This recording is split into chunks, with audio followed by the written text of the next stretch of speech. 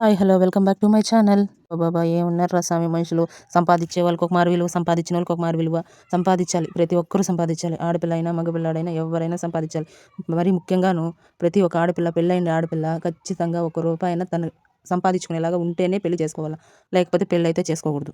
సీరియస్గా ఇంత ఇదిగా డబ్బుల గురించి ఎందుకు మాట్లాడుతానంటే, అంతే ఒక్కొక్క సిచ్యువేషన్ ఒక్కొక్కలాగా నేర్పిస్తుంది కదా. లైఫ్లో ప్రతి ఒక్కరికి ఒక్కొక్క మూమెంట్ వస్తుంది. మనం ఏది చేస్తే మంచిది, ఏది చేస్తే కరెక్ట్, ఏది చేస్తే తప్పు అని. చాలా మంది తప్పు డెసిషన్స్ తీసుకుంటారు. ఆ ఒక్క డెసిషన్ వల్ల లైఫ్ లాంగ్ సఫర్ అయ్యేది మనమే.